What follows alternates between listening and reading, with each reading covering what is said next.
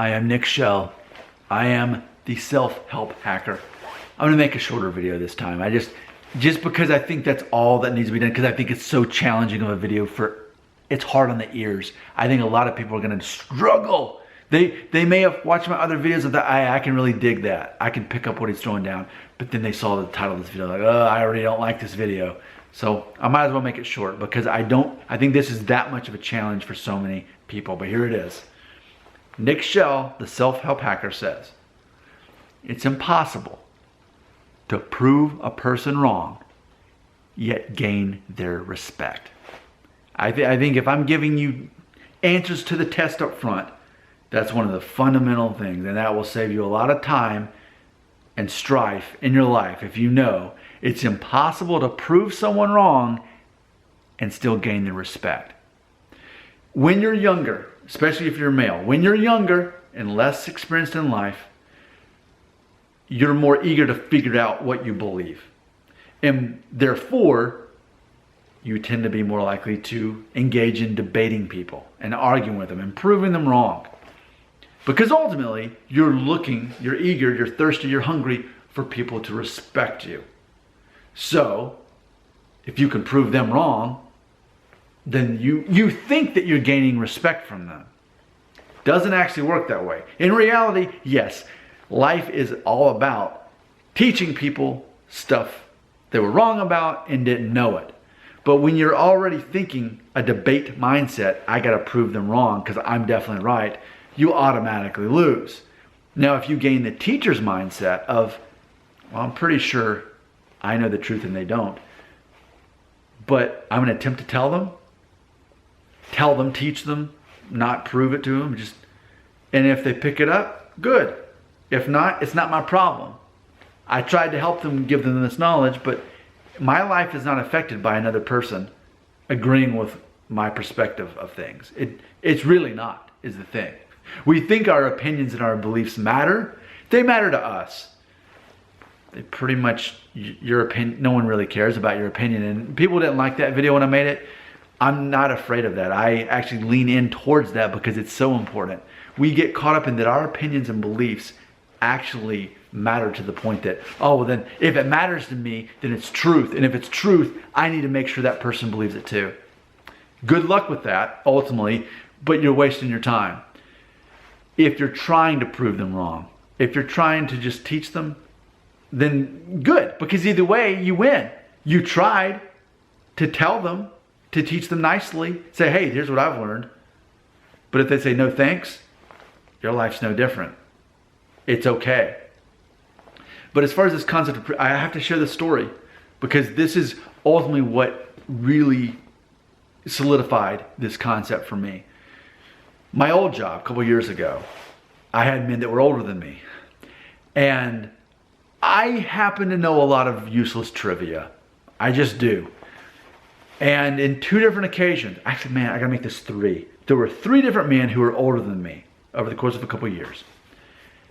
Whether it was what year a song came out, whether it was the ethnicity of an actor in a movie, it was like really random trivial stuff. And I absolutely was right. But when it came up in conversation, me being less mature in life experience, this is pre-age 35 for me. So, I hadn't earned the right to make videos like this at that point. I was still figuring out my own identity and how the world actually worked. But I made the mistake of betting those men. And what's even worse, I was their supervisor. So as their younger supervisor, it was $5 or whatever. It was nothing. But the fact of them coming to my desk and giving me a $5 bill because they lost a bet over something stupid, again, the year a song came out or whatever. And I was right. In all 3 instances, I was right. But I think there was that part of me that I was so eager to prove that I was right and to prove that they were wrong, I was willing to take their money. And you know what happened when they handed me that $5 bill each time? They lost respect for me. And I was their supervisor. Boy, but see, I said on this, in these videos, I have learned from my mistakes, and that's why I'm able to make these videos. Now, what's funny is I'm not a supervisor anymore, and I love it. I love my job.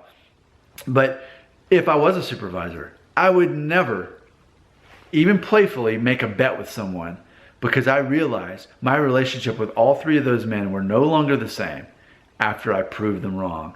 I actually lost the respect after that. And that's when I realized from now on, it is impossible to gain a person's respect by proving them wrong. Ultimately, if you're the kind of person who wants to prove people wrong, if you have a what I call high conflict personality, then you are trying, that's part of your nature. You want to argue with people, debate them, prove that they're wrong. Because ultimately, you need their respect. You want their respect. However, when you're a man who's made enough mistakes already and learned from them, you're not eager to prove people wrong. You're eager to help people and teach them things.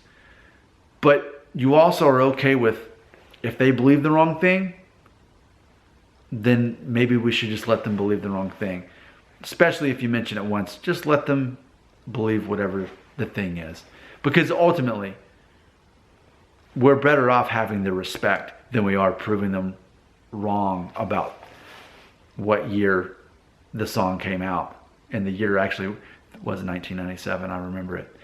Because it mattered to me back then. So ultimately, the takeaway here is, if it's important to you to be right, and to prove people wrong, and to even win bets over trivia, whatever it is. See, that's the thing. A lot of times it's stuff you can't even prove is right or wrong anyway. A lot of the times.